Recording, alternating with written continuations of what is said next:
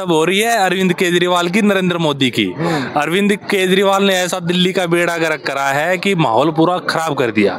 Corruption ले लो, दिल्ली की सड़क, ये भी तो देखना पड़ेगा ना। इसलिए लोगों ने बड़ा क्लियर सा मन बना लिया था, अब की बार इसको भगाना है यहाँ से, और यही क्या अब ये उभर ना पाएगा, देख लेना चाहिए। नमस्कार दोस्तों, मैं संतोष चौबे न्यूज़ सर्वोत्तम में आपका हार्दिक स्वागत करता हूं। दोस्तों, आज मैं दिल्ली में आया हूं, यहां पर कुछ युवा खड़े हैं। दोस्तों, मैं लोगों से बातचीत करके दिखाता हूं कि दिल्ली में कांग्रेस का सुपड़ा साफ हो गया। केजरीवाल जी बुरी तरह से हार गए, बीजेपी आ गई, तो लोगों का कांग्रेस का सुपड़ा साफ हुआ, क्या कारण है? आम आदमी पार्टी बुरी तरह से हारी, क्या कारण है?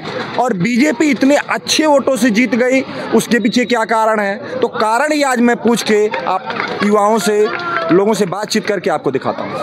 आपका शुभ नाम? जी, मेरा नाम राजेंद्र है, हम दिल्ली के रहने वाले हैं। साहब, ये बताएं कि आप लोगों ने कांग्रेस का सुपड़ा साफ, दिल्ली केजरीवाल बुरी तरह से हार गए, क्या कारण है? मोदी जी को इतना बड़ी जीत मिली है, इसके पीछे क्या कारण? तीनों कारणों को थोड़ा सा आप स्पष्ट रूप में बताएं। देखो जी, कांग्रेस का तो कहना ही नहीं, कांग्रेस तो जीरो थी, जीरो है, कोई नुकसान हुआ नहीं। बात अब हो रही है अरविंद केजरीवाल की, नरेंद्र मोदी की। अरविंद केजरीवाल ने ऐसा दिल्ली का बेड़ा गर्क करा है कि माहौल पूरा खराब कर दिया। करप्शन ले लो, दिल्ली की सड़कें ले लो, दिल्ली की इंफ्रास्ट्रक्चर ले लो, कुछ काम ना किया है। तो लोगों को दिल्ली से आशा थी ना, तो कर मोदी सकता और कोई ऑप्शन नहीं, इसलिए मोदी सरकार बनी है। कहते हैं कि मैंने पानी फ्री दिया, बिजली फ्री दिया, ये फ्री दिया, वो फ्री दिया, और काम कुछ नहीं आया। आप लोगों ने सब खा भी लिया, वोट भी नहीं दिए। अब फ्री चाहिए किसको? दिल्ली की जनता को फ्री ना चाहिए, जब कमा रहे हैं तो देने की भी क्षमता है। दिल्ली को चाहिए बढ़िया सड़कें, बढ़िया व्यवस्थाएं, बढ़िया इंफ्रास्ट्रक्चर। अब ऐसे थोड़ी फ्री दे दिया, बस फ्री दे दी तो कोई 10 रुपये के लिए थोड़ी घूम रहे हैं। 10 रुपये फ्री दे दिया, 100 करोड़ 200 करोड़ अपनी जेब में डाल लिया। दिल्ली की जनता को दारूबाज थोड़ी बनाना है कि एक बोतल के साथ एक बोतल फ्री दे दी। यहाँ पे दारू पीने के लिए थोड़ी कर रहे हैं। दिल्ली में, दिल्ली का एक नक्शे पे है ना, नाम है दिल्ली, देश विदेश में दिल्ली का नाम है। ऐसे थोड़ी एक बोतल पी लो, एक बोतल फ्री ले लो, ऐसा तो नहीं चलेगा ना। अब ऐसे किसी को 10 रुपए का बस का फ्री दे दिया, 200 रुपये बिजली का फ्री दे दिया, इससे काम नहीं चलेगा। लोगों को चाहिए दिल्ली का डेवलपमेंट, देश का डेवलपमेंट। हाँ जी। अच्छा साहब, ये बताएं कि आप कह रहे हैं कि दिल्ली एक बोतल एक फ्री केजरीवाल साहब ने दिया, तो क्या यही कारण रहा क्या कि केजरीवाल साहब इतनी बुरी तरह से हार गए? देखो, कारण ये भी है, पर कारण और भी है। इंटरनल दिल्ली में चले जाओ, ये तो आप देख रहे हो, सीपी देख रहे हो ना, सीपी की तो सड़कें बहुत अच्छी हैं। इंटरनल दिल्ली कहीं चले जाओ, गड्ढे हैं, सीवरेज का कोई माहौल नहीं है, बारिश हो जाए तो गंदगी बाहर पड़ी है, निकलने का माहौल, जूते पैर रखे 5000 के, और कचरे में केजरीवाल ने ऐसी करा दी। तो ये जो मेजर कारण है ना, ये फ्रीबाजी सिस्टम दिल्ली लाइक नहीं कर रही ना, नहीं तो जिता ही देती, दिल्ली को वोट ही दे देते। अच्छा साहब, ये बताएं, अच्छा साहब आप ये बताएं कि केजरीवाल साहब जो हारे हैं, आपके नज़र में मूल कारण क्या था? मूल कारण ये है कि केजरीवाल साहब ने हरियाणा में कांग्रेस को हराया, गठबंधन नहीं हुआ, ठीक है, कांग्रेस ने दिल्ली में बदला लिया, और कांग्रेस ने यहाँ दिल्ली में बदला लिया, ठीक है, और यही कारण रहा। बहुत सारी सीटें ऐसी हुई जिसमें मार्जिनल वोट्स, जिसमें हरियाणा में भी कांग्रेस आम आदमी पार्टी की वजह से हारी, ठीक है। अगर आम आदमी पार्टी का गठबंधन होता तो हरियाणा में कांग्रेस होती, ठीक है, और वह सेम फॉर्मूला यहाँ सेट नहीं हो, फायदा बीजेपी को हुआ। दूसरी बात रही फ्री की राजनीति की, फ्री कुछ नहीं मिल रहा। हम इनकम टैक्स पे करते हैं, घूम फिर के हमारा पैसा हमें ही मिलता है, ठीक है। अगर कुछ फैसिलिटी गवर्नमेंट दे रही है, फ्री एजुकेशन, बेसिक राइट्स हैं, वो मिलने चाहिए लोगों को, ठीक है। तो फ्री कुछ नहीं मिलता इस देश में, इनडायरेक्टली हम बहुत सारा टैक्सेस पे करते हैं, ठीक है, वही बेनिफिट हमें मिलते हैं। एक अच्छी शुरुआत थी, एक अच्छी पार्टी जो देश में बदलाव ला सकती थी, उसका खात्मा होने जा रहा है। भाई साहब, बात पता क्या है? बात ये नहीं कि केजरीवाल हार के भाजपा आ गई, बात ये पिछली बार हमने केजरीवाल जी को वोट दिया था, बड़े अच्छे मार्जिन से हराए, 60 65 70 सीट ला दी थी। उसने तो पूरा उधम मचा दिया, पूरे देख रहे हैं जहाँ पे करप्शन करप्शन करप्शन, हालत खराब कर दी पूरी दिल्ली का। भाई साहब, दिल्ली का मैसेज क्या जा रहा है पूरे देश विदेश में, ये भी तो देखना पड़ेगा ना। इसलिए लोगों ने बड़ा क्लियर सा मन बना लिया था, अब की बार इसको भगाना है यहाँ से, और यही क्या अब ये उभर ना पाएगा, देख लेना चाहिए।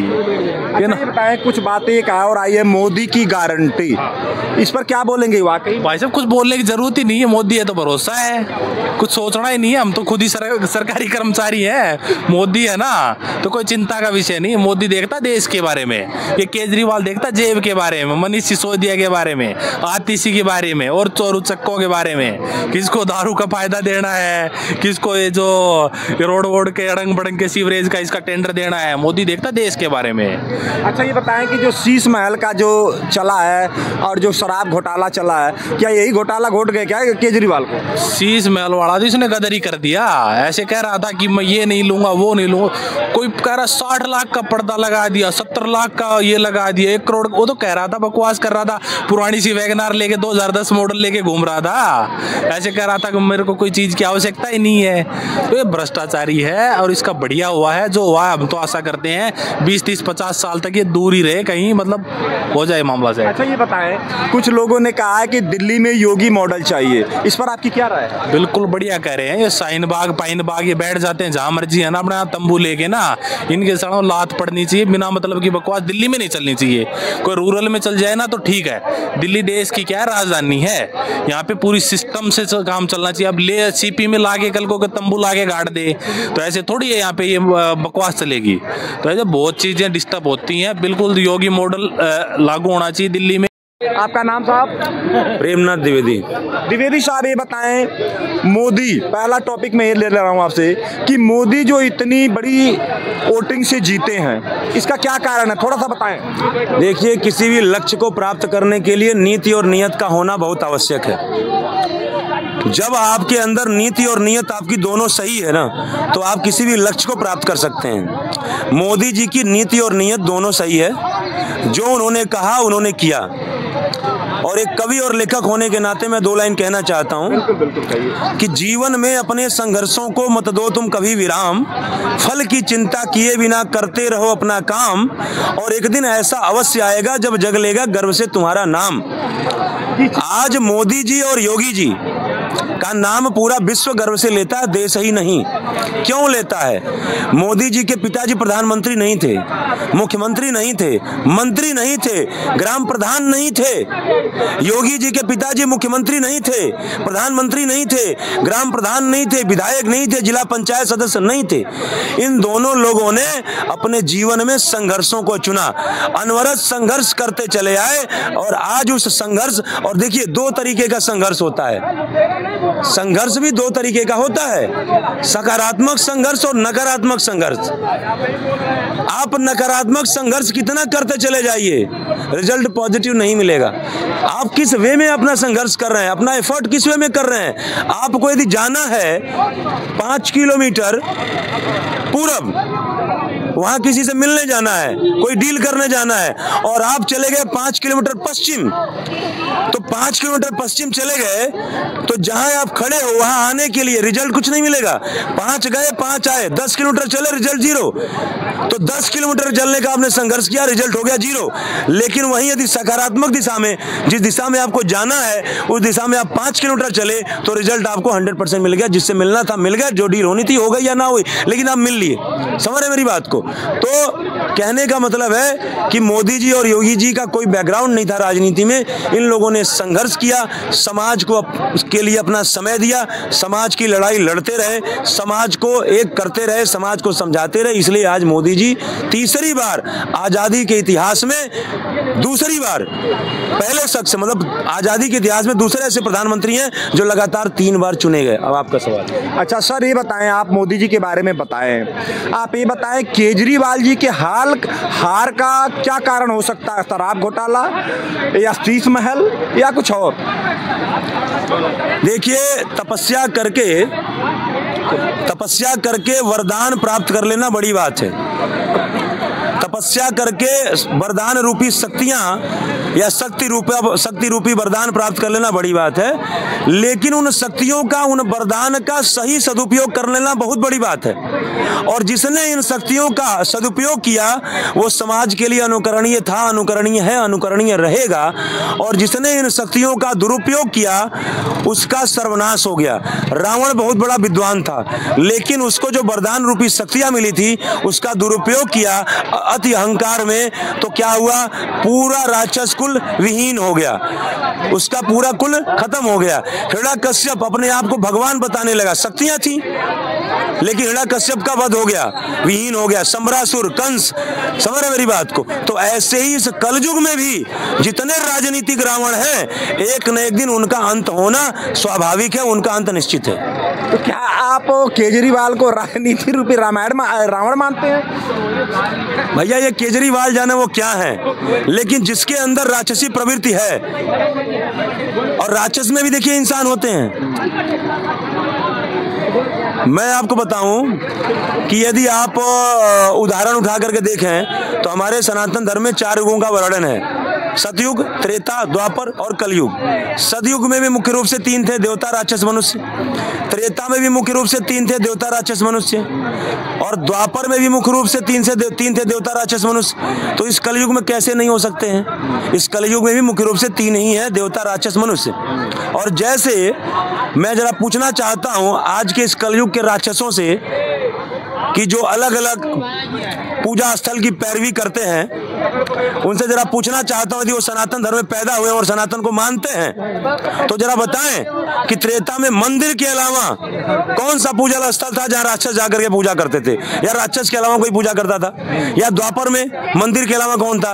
अरे रावण भी ना जाके भोलेनाथ की पूजा करता था, वो लौड़ासुर भी ना जो सुबह भोलेनाथ की पूजा करता था और जाकर के ऋषियों को खा जाता था, वो भी भोलेनाथ का भक्त था। जितने भी जितने भी राक्षस थे, जिसने भी अत्याचार किया, बहन बेटियों की इज्जत लूटी, व्यभिचार किया, वो सारे जो है भगवान के ही पूजा करते थे, सारे मंदिर में जाते थे, किसी को मंदिर के अलावा और कोई स्थान नहीं था, सबका ठिकाना मंदिर में ही था। समझ रहे हैं? तो मैं वही कह रहा हूं कि जो है आज जैसे उसमें अब देखिए एक राक्षस हिरण्यकश्यप राक्षस था, उसका बेटा भक्त प्रहलाद क्या हुआ? कुल के हिसाब से देखा जाए तो राक्षस पुत्र ही हुआ ना, लेकिन उस राक्षस पुत्र ने पूरे लोगों को जगा दिया, भक्ति भाव, विष्णु की भक्ति को जगा दिया। तो राक्षसों में भी इंसानियत थी, लेकिन इंसानियत वाले राक्षस गिने चुने थे, अत्याचारी राक्षस की मेजॉरिटी ज्यादा थी, इसलिए राक्षस विहीन हो गया। गेहूं के साथ घून भी पिसा जाता है। और एक बात मैं जरा कह देना चाहता हूं कि जैसे कहने का मतलब यह है कि मैंने कहा ना कि विभीषण एक था, भगवान की भक्ति था, उसके अंदर इंसानियत थी। तो कहने का मतलब है आज के कलयुग में भी कुछ राक्षस हैं जिनके अंदर इंसानियत है, लेकिन मेजॉरिटी कितनी है? समझ रहे हैं ना? अच्छा साहब ये बताएं, तो कांग्रेस का जो सुपड़ा साफ हुआ, इसके पीछे क्या कारण आप मानते हैं? दो नाव पे चलना और पैर फैला के मरना। चलिए बहुत अच्छी बात है, कभी वाली बात आपने किया है, ठीक है। तो जब तक आप अपने लक्ष्य पे तटस्थ नहीं रहेंगे, कभी हिंदू बन जाएंगे, कभी क्रिश्चियन बन जाएंगे, कभी ब्राह्मण बन जाएंगे, कभी बनिया बन जाएंगे, कभी ठाकुर बन जाएंगे, कभी जो है क्या कहते हैं मुल्ला बन जाएंगे, तो क्या होगा भाई? एक बने रहिए। योगी जी ने कभी टोपी नहीं पहनी, सम्मान सबका करिए, हर धर्म पंथ का सम्मान करिए, लेकिन आप जो है अपने कुल का सम्मान नहीं कर पा रहे हैं। जो अपने कुल का नहीं हुआ वो दूसरों का क्या हो सकता है बताइए भाई? आप यदि क्रिश्चियन हैं तो गर्व से कहिए हम क्रिश्चियन हैं। आप इस्लाम में पैदा हुए हैं, गर्व से कहिए हम इस्लाम में हैं। आप हिंदू धर्म में पैदा हुए, हालांकि देखिए ये सारे पंथ हैं, ये मजहब हैं, धर्म एक ही है सनातन, सारे इसी से निकले हुए हैं। समझ रहे मेरी बात को? ये सारी ब्रांच इसी में से निकली हुई है। कैसे? एक उदाहरण कि ना तो वह पप्पू है भैया, ना तो वह पप्पू है भैया, ना ही है वह गाधी, ना तो वह पप्पू है भैया, ना ही है वह गाधी, उसके कुल की शुद्धता पूरी नहीं बल्कि है आधी। और जैसे गायों में एक प्रजाति को कहते हैं दोगला जर्सी, वैसे ही धरती पर जन्मा हुआ है वह पारसी, वैसे ही धरती पर जन्मा हुआ है वह पारसी। दोस्तों देखिए, लोगों ने अपनी अपनी राय रखी है, लोगों की राय मैंने आपको दिखाया है। तो दोस्तों एक कवि जी हैं जो बहुत सुंदर शब्दों में अपनी बातों को रखे हैं। तो दोस्तों संतोष चौबे को इजाज़त दीजिए। नमस्कार, जय हिंद।